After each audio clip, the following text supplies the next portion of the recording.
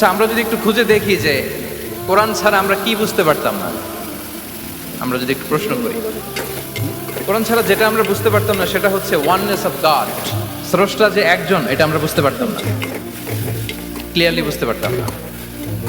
কেউ হয়তো ভাবতাম দুইজন তিনজন, আর যারা বুঝতে পারতো যে না, এই মহাবিশ্বের একজন নিয়ন্ত্রক থাকতে হবে, একজন কন্ট্রোলার থাকতে হবে, তারাও ওই গডের ফিচার কি, পরিচয় কি, ইন ডিটেইল তারা বুঝতে পারতো না। দেখেন, এত রেভেলেশন, এত আসমানি কিতাব আসার পরও এখনো অনেক মানুষ সূর্যের পূজা করে, চন্দ্রের পূজা করে, আগুনের পূজা করে না? কথা বলেন, করে না? করে।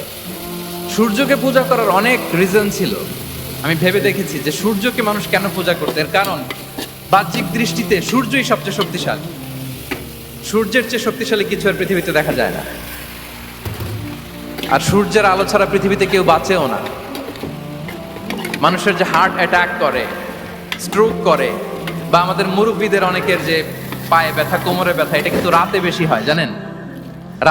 রাতের সাথে রোগের একটা সম্পর্ক আছে। এর কারণ রাতের বেলায় সূর্যের আলো নাই, ফলে মানুষ অসুস্থ হয় বেশি। এই কারণে প্রাচীন কাল থেকে মানুষ সূর্যের পূজা করত। আল্লাহ নবী ইব্রাহিম আলাইহিস সালাম, উনিও প্রথমে ভেবেছিলেন তারাই কি আমার রব, চাঁদই কি আমার রব, সূর্যই কি আমার রব। ভাবতে ভাবতে তিনি মহাসত্যের সন্ধান পেয়েছেন। এটা আমরা উদ্ধার করতে পারতাম না যে আসলে আমাদের স্রষ্টা কে। আর আমাদের মধ্যে যারা চিন্তাশীল, তারা হয়তো আমরা ভেবে একটা কুল কিনারা করতে পারতাম যে না, একজন স্রষ্টা থাকতেই হয়, না থাকলে কেমন করে হয়, কেউ না কেউ আছেন। কিন্তু তিনি যে ক্ষমাশীল, অনেক পাপ করে ক্ষমা চাইলে যে তিনি ক্ষমা করে দেয়, এটা আমাদের জানা থাকতো না, ঠিক কিনা? তিনি যে মহাজ্ঞানী, মনে মনেও যেটা ভাবি এটা উনি ধরে ফেলেন, এটা আমরা বুঝতাম না।